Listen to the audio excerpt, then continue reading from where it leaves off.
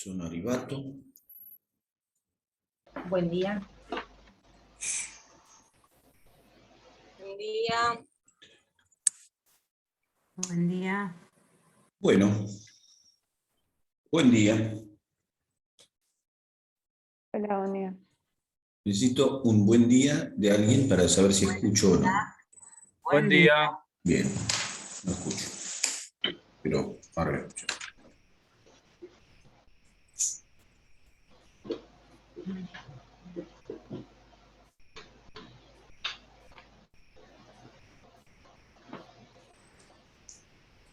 Bueno, buen día. Buen día. Buen día. Buen No día. tengo audio.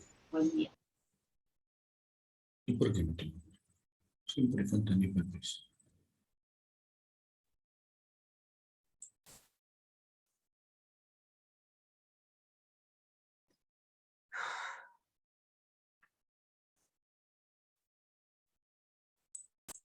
A ver, un buen día. Hola. Hola. Hola, hola. Buen día.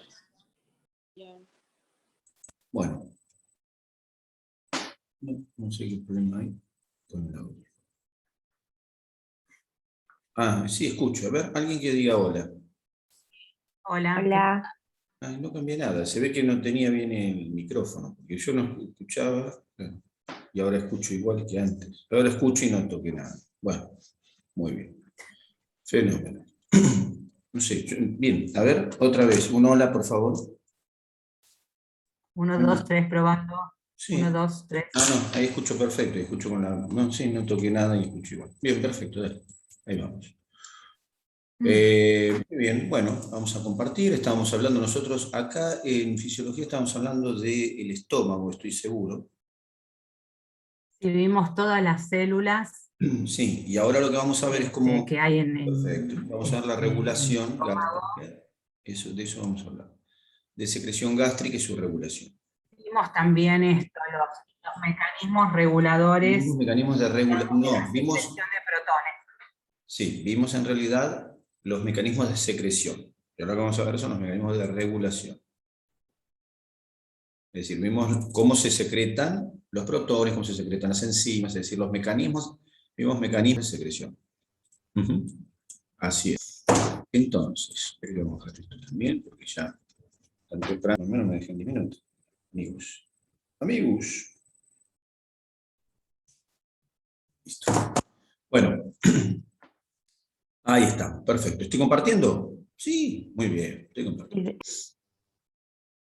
Bueno, ahí está el estómago. Habíamos visto esto y ahora vamos a ver esto del estómago. No, esto habíamos contado, estómago no. Ahí está. Bueno, entonces habíamos contado las secreciones. Habíamos contado que el estómago secretaba ácido clorhídrico en forma de protones y cloros. Hablamos sobre el hecho de que el estómago secretaba factor intrínseco, para qué servía. Contamos el pepsinógeno que se transformó en pepsina. Contamos que secretaba gastrina para la secreción de ácido clorhídrico y cómo funcionaba el tema de la gastrina. Y ahora, entonces, primero contamos esto, y a continuación el mecanismo de regulación de secreción, que es lo mismo. Ahí va. Sucede con el alimento en el estómago. ¿Qué hace el estómago con el alimento? Bueno, el alimento con el estómago hace, por un lado tiene una digestión química que está dada por las enzimas que hay en el estómago. Ahí tenemos la pepsina. Entonces, como ahí está la proteína, la pepsina como degradadora o como agente degradante de proteínas. ¿Sí? La pepsina, que es una enzima y que además es una proteína, por supuesto, por ser una enzima, entonces toma contacto con las proteínas y rompe los puentes, las uniones, aminoácidas, es decir, la unión entre el grupo amino y el grupo ácido de dos aminoácidos adyacentes. Y entonces la pepsina, al dividir las proteínas, nos da como resultado péptidos. La pepsina no puede, en términos generales, degradar las proteínas al punto de transformarlas en aminoácidos independientes. Es decir, que la pepsina no puede degradar completamente a las proteínas. O sea, degradar completamente una proteína significa transformarla en cada uno de los aminoácidos que componen su cadena. Sin embargo, eso no lo puede hacer la pepsina. La pepsina puede romper fragmentos de proteína y entonces se obtienen pequeños fragmentos a los que llamamos péptidos.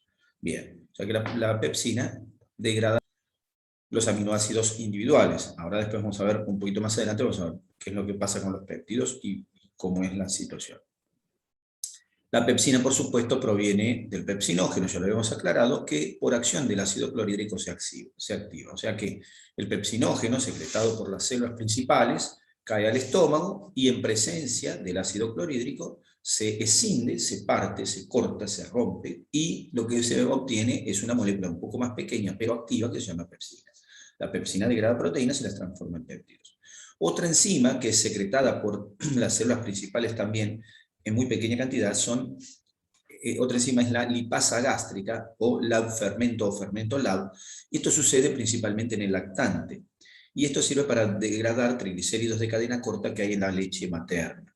La leche materna no es como la leche de vaca y tiene sus propios triglicéridos y sus propias proteínas, que son las que puede degradar el bebé. Por eso, cuando al bebé se le da leche, cuando el bebé nace, no es conveniente darle leche de vaca, pero si uno le da leche, le da la leche que se llama maternizada, que viene preparada, que se le han sacado algunos triglicéridos y se le han puesto otros. Y si no se le puede dar esa leche, porque lógicamente estamos hablando de economía de vaca, no se le puede dar leche de vaca, no, y no es porque sea descremada o no, hay que rebajar la leche de vaca aunque sea descremada, porque los tipos de triglicéridos que tiene no son bien degradables por el bebé. Entonces hay que darle leche de vaca diluida, ¿de acuerdo? Bien, entonces por eso es que existen las leches, uno de los motivos por los cuales existen estas leches que se llaman maternizadas, que son las leches que vienen preparadas para que el bebé las tome. El Sancor bebé, el Sancor, no sé qué, todos los que las Nido, todas las marcas de leche maternizada, las Nutrilol, todas traen traen triglicéridos de cadena corta y no traen triglicéridos de cadena larga para que el bebé las pueda degradar, que para eso tiene sus enzimas y las tiene en el estómago, ¿de acuerdo? Con el tiempo esta enzima se va perdiendo porque no la necesitamos, se fabrica menor cantidad y de adulto tenemos muy poquita cantidad de esta lipasa gástrica, o no tenemos. Bien. ¿Qué pasa con el movimiento en el estómago? En el estómago el vuelo llega, se producen contracciones del músculo gástrico, movimientos de segmentación, que son los movimientos por segmento, que se mueve el estómago, movimientos de segmentación, y de peristaltismo, que favorecen la sacudida del estómago. Los peristálticos son de arriba hacia abajo, y los de segmentación son por segmento, que se contrae el músculo gástrico, y esta segmentación de mezcla se hacia adelante y atrás, en realidad son en distintos sentidos, y el peristáltico de arriba hacia abajo, las fibras circulares que se Entonces contraen se le arriba, corta cuando habla. las longitudinales. Bueno, no sé el por qué, a mí no me figura nada, pero voy a hablar más lento a ver si se puede entender mejor. Digo que el peristaltismo entonces consiste, como dice ahí, las fibras de arriba se contraen, las de abajo, las circulares se contraen abajo, ¿no es cierto? Por encima se contraen las circulares, y las longitudinales también se contraen abajo para que se abra como un espacio, y después simplemente son movimientos para que el alimento pase desde el estómago hacia el duodeno. O sea que ahí tenemos movimientos, ¿no?, gástricos, contracción gástrica para los de mezcla, ya que estos movimientos tienen que producirse durante un largo rato. ¿Cuánto tiempo está el alimento en el estómago? ¿Qué calculan ustedes? Pregunto. ¿Cuánto está en el estómago el alimento? 20 segundos más o menos. ¿Cuánto? 20 segundos más o menos. No, masticando. Depende de qué alimento, pero puede ser 2 horas. Para masticar. Bien, pero una comida, un almuerzo. 2, 3 horas. 3 a 4 horas. Pueden ser 2 de acuerdo a lo que uno almuerza, pero sí, no está un ratito. El alimento está un buen rato dentro del estómago, y se forma, con el movimiento peristáltico, se forma el quimo, y el quimo no se libera de una sola vez, sino que, como dice ahí, el quimo va franqueando, va pasando el píloro hacia el duodeno en pequeñas fracciones. O sea que el alimento tarda un buen rato, primero en digerirse, en sacudirse allá dentro del estómago, y luego en irse evacuando ese estómago, tarda un tiempo en evacuarse el estómago. El alimento, entonces, cuando sale del estómago, ya no es el bolo alimenticio, sino que ya es el quimo, es una estructura líquida directamente. El bolo alimenticio es semisólido, o puede tener una cierta consistencia, en cambio ya el quimo es un líquido, y en la medida que se va acercando el quimo a la porción más baja del estómago, a pesar de que está todo mezclado en el estómago, la porción más baja del estómago, la más cercana al duodeno, tiene un pH un poquito mayor. Las secreciones de moco, que tiene alcalinidad, y las secreciones de bicarbonato también del estómago, alcalinizan un poco más la región cercana al píloro, y es ese pH, esa modificación pequeña en el pH, la que permite que el píloro se abra. O sea que el píloro se abre en la medida que el quimo del estómago se hace un poquito menos ácido. Eso es para que el quimo, es decir, este líquido que pasa al duodeno, tenga menor posibilidad de lastimarlo. Aún así, igual pasa al duodeno un líquido ácido, por supuesto. Bien, entonces tenemos lo que sucede. Ahora, entonces vemos qué sucede con la secreción. En términos generales, acá está aclarado para el ácido clorhídrico en particular, pero son las secreciones en general, ¿no es cierto?, del estómago. Secreciones y movimiento. El estómago secreta ácido clorhídrico, secreta pepsinógeno, bicarbonato, es decir, las secreciones gástricas, son reguladas por medio son reguladas en tres fases diferentes, o en tres momentos diferentes. Entonces, sí tenemos una regulación cefálica de la secreción gástrica, que está dada o está llevada a cabo por el sistema nervioso. Es decir, el sistema nervioso es el que regula la secreción inicialmente del estómago. No se necesita para esta fase que haya alimento dentro del estómago.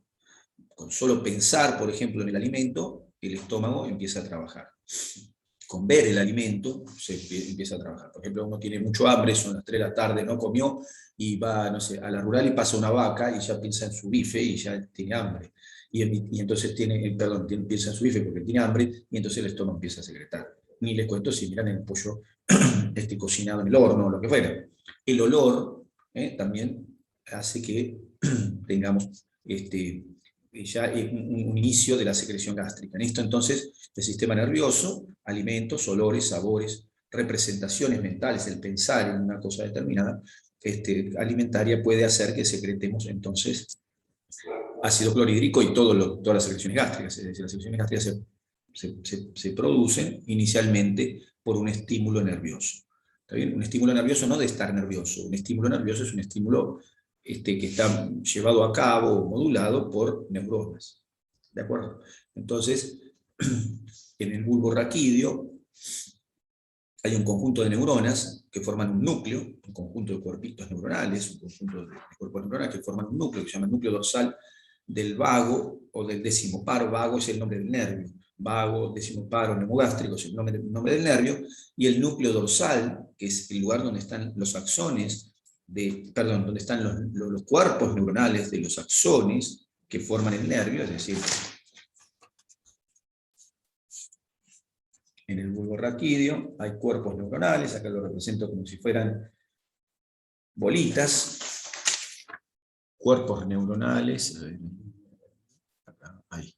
El bulbo sería ese cilindro, el bulbo es un cilindro que está en el sistema nervioso central, dentro de nuestro cráneo, y ese bulbo tiene dentro cuerpos neuronales que forman una bolita, que en conjunto es una bola, una especie de bola, ¿no? Que sería esto que he dibujado acá, ¿sí? Y esa bola, que es el conjunto de cuerpos, tiene prolongaciones, claro, porque las neuronas son cuerpitos que tienen prolongaciones, todas las prolongaciones salen juntas,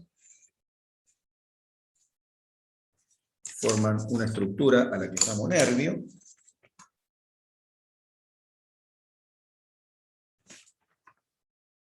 Forman un nervio, en este caso, este sería el núcleo del nervio, se le llama núcleo del nervio, ¿por qué? Porque es el lugar donde se originó, y los axones forman un nervio y viajan ¿hacia dónde? Viajan hacia el estómago, ahora dibujo uno solo, y en el estómago toman contacto directo o indirecto, ahora les cuento qué, van al estómago y, por ejemplo, toman contacto con una célula secretora y la obligan a secretar. Por ejemplo, esas neuronas se excitan y hacen secretar a células que están en el estómago, o las hacen mover. Entonces el vago, ¿no?, puede estimular al estómago para que secrete o para que se mueva. Ahora, lo que sí, decía recién, la neurona que viene, el axón que viene del encéfalo, va un axón a nuestro estómago, ese axón generalmente no va directo a la célula que va a secretar, sino que esos axones van a contactarse con neuronas que están en el estómago, y que nosotros ya sabemos que están en el estómago. ¿Dónde hay neuronas en el estómago?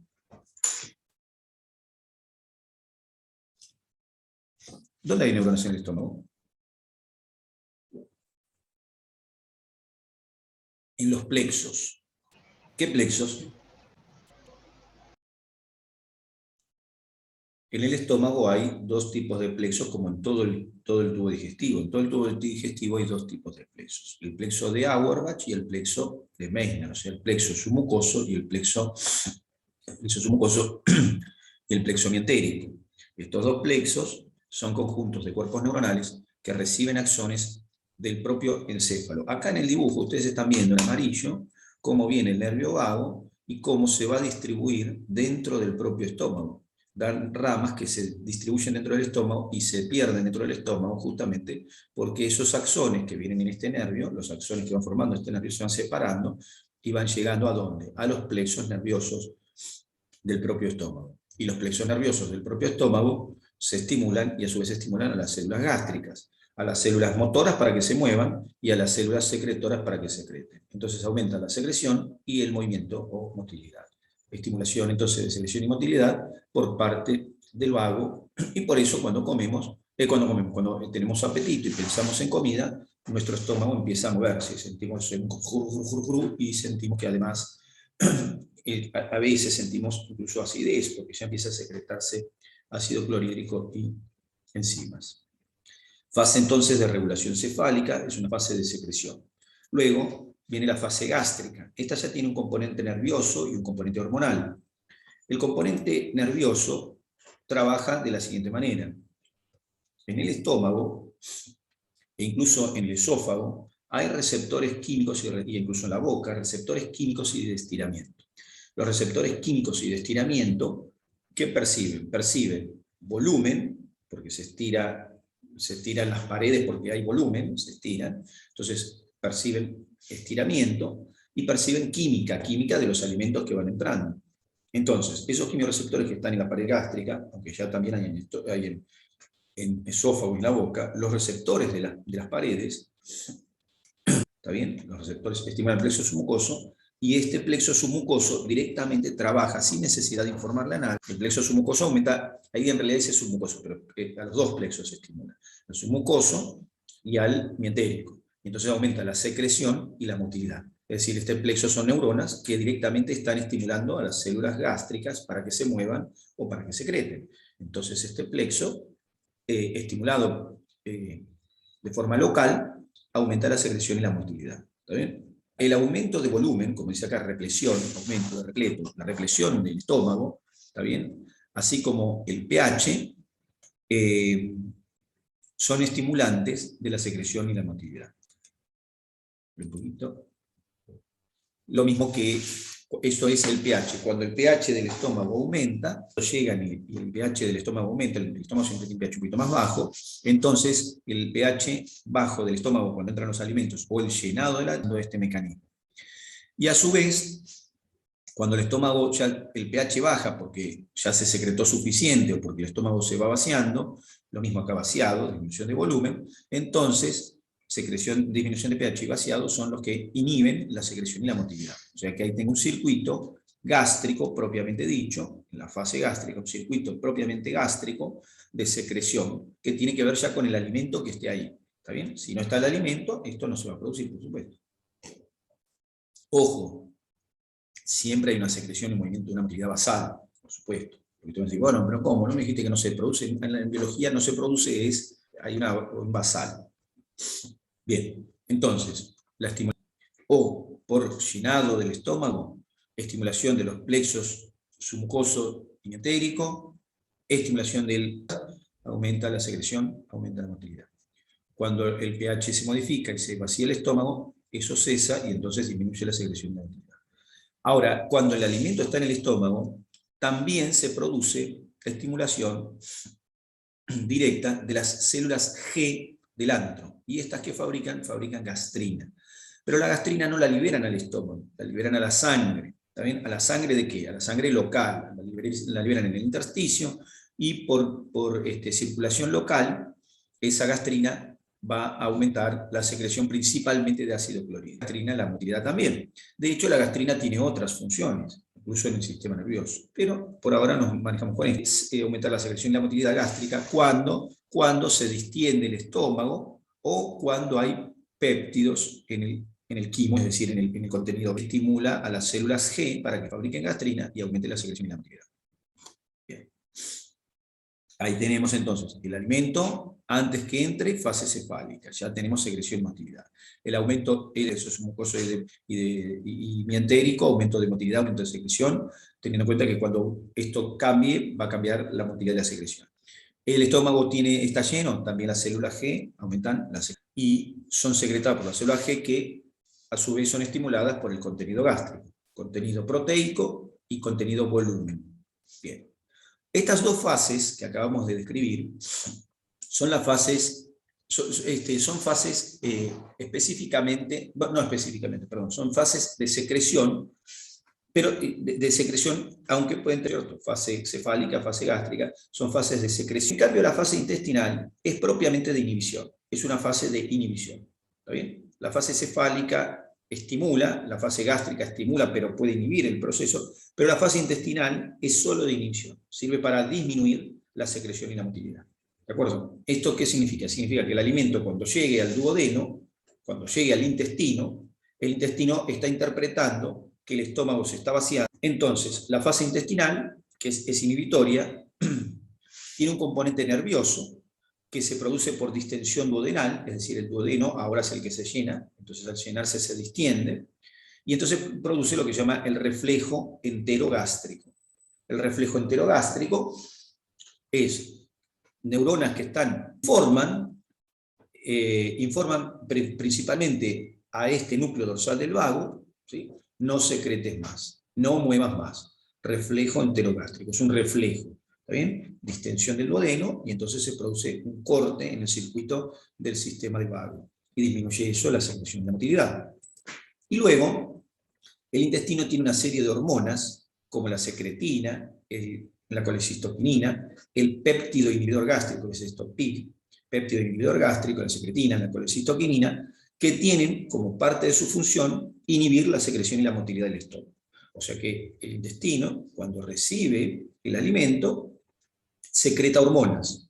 ¿Está bien? O sea que, por un lado, secreta hormonas, como decimos, y actividad del vago, que también reduce entonces la secreción y la motilidad. O sea, deja de estimular y entonces hay una caída de la regular la secreción del estómago. O sea que el estómago regula sus secreciones en relación a lo que vemos, lo que olemos, luego en relación a lo que tiene dentro de sí mismo y a cómo se va vaciando. Esos son más o menos los estímulos para que secrete o deje de secretar el estómago. O sea que hay una regulación que en parte se produce en el estómago, pero en parte es ajena a ese propio estómago. Es decir, el estómago está regulado por el contenido, pero también está regulado por el intestino, que no es el estómago. Bien. Por último, cabe recordar que hay una secreción permanente de histamina, que modula la secreción básica del estómago. O sea, el estómago siempre tiene una secreción básica, la histamina es un estimulante de la ¿Podría secreción poner la básica. imagen Bien. en más chiquito que no se nota, no se llega a ver la parte de abajo de la diapositiva? Bueno, lo pongo, pero me parece que Muchas gracias. no hay problema. Gracias. Bueno, ahí se ve, sí. Ahí está. Muy bien, Sí, gracias. no hay problema. Bueno, entonces hemos visto cómo funciona el estómago. el funcionamiento gástrico. Nos vamos al funcionamiento del intestino. Salimos del estómago y nos vamos al intestino delgado. Bien.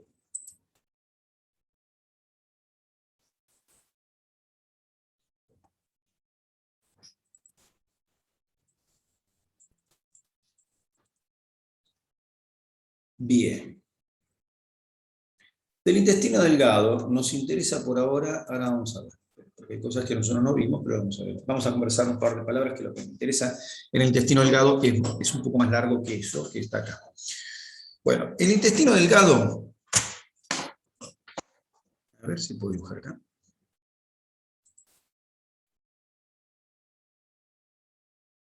Bueno, el intestino delgado es un cilindro, ¿no es cierto? Después vamos a ver bien los pliegues del intestino delgado, vamos a mirarlos bien, todos, vamos a analizar lo que es una vellosidad, microvellosidad, ya lo vamos a analizar. Pero lo que sí nos interesa es que cuando uno analiza específicamente ya la pared la propia pared del intestino y la analiza directamente desde el punto de vista de la célula que tiene contacto con la luz, se va a encontrar con algo como esto.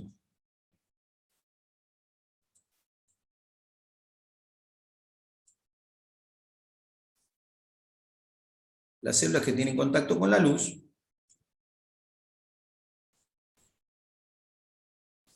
son células cilíndricas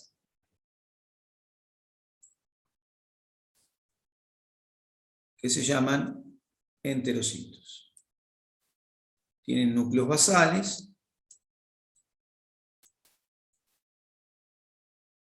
y son las células absortivas. Si yo tuviera que ponerle acá, esta es la célula absortiva, tendría que continuar para acá esto, por supuesto, y esto para acá, vamos medio diagonalete. Bueno, si yo tengo las células absortivas acá, ¿cómo le tendría que llamar?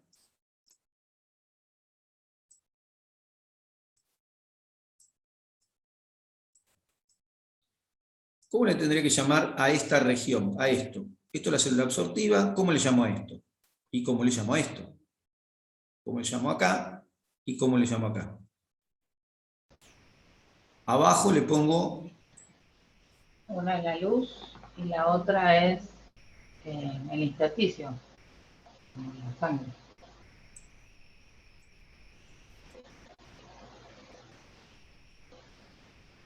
$10 puntos. ¿Se entiende? O sea que,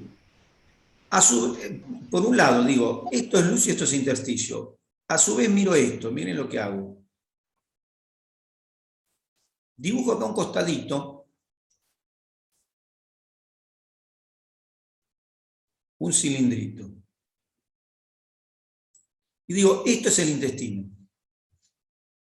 Dentro de la pared de ese intestino está pasando esto.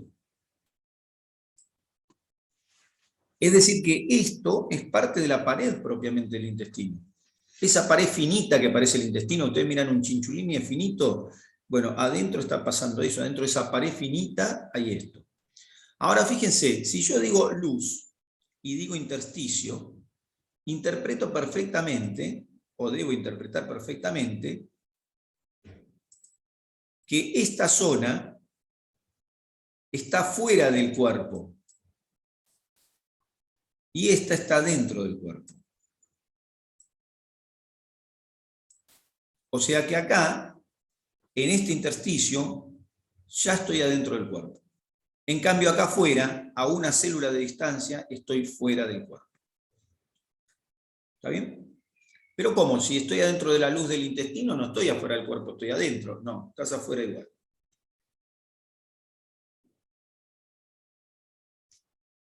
Hasta que no atravieses esta pared, hasta que no atravieses esta paredcita formada por una sola célula de capa, no estás adentro del cuerpo.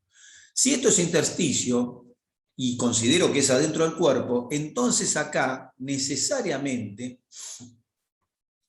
voy a tener que encontrar, en este intersticio, voy a tachar, voy a hacerme un poquito de lugar, ahí está. Entonces, necesariamente, si eso es el intersticio, necesariamente acá voy a tener que encontrar sí o sí 3 tipos de elementos en el intersticio. Uno, voy a tener que encontrar venas. 2, voy a tener que encontrar arterias.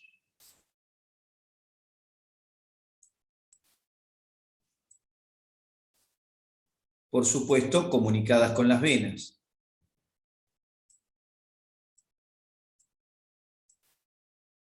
Bueno, puedo hacer así directo y comunicarles. Arterias comunicadas con venas.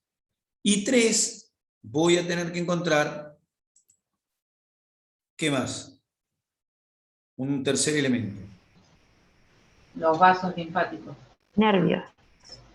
Linfáticos. Nervios, sí, va a haber nervios, por supuesto, es verdad, sí. Pero lo que me interesaba era el tercer conducto, que eran los linfáticos. ¿Está bien? O sea que si yo estoy en ese intersticio, ya estoy dentro. Estoy in. Estos puntitos representan cualquier cosa que se haya absorbido. Lo que se absorbió estaba acá y estaba afuera. De alguna manera pasó acá y ahora está adentro. Y estar adentro implica poder pasar adentro de un linfático, poder pasar dentro de una vena o de una arteria y después pasar a la vena, pero vamos a poner la vena que está. Y esto, entrar a una vena o entrar a un linfático, implica ir a cualquier parte del cuerpo. Estoy adentro. ¿Se entendió o no?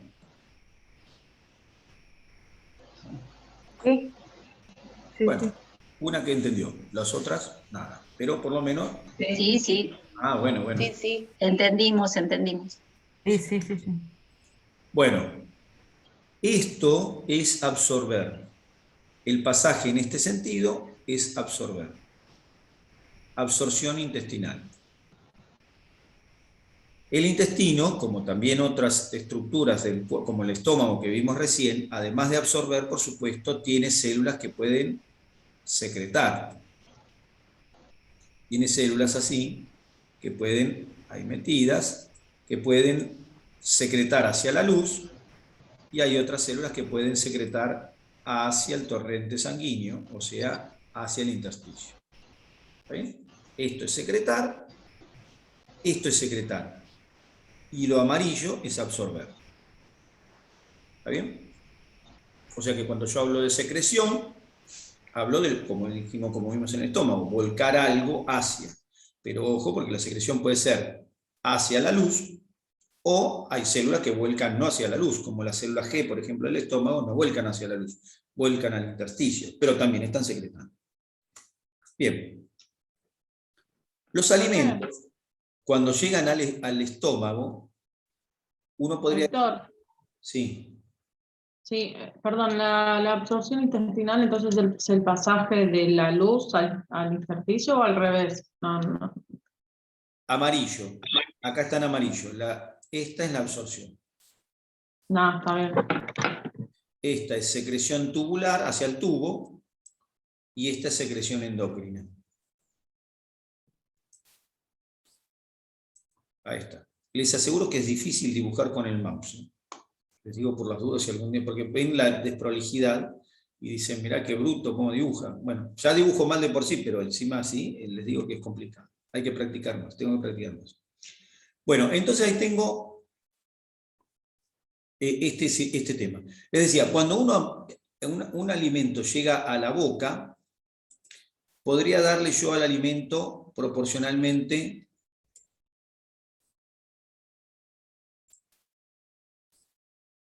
un tamaño así, por ponerle un tamaño.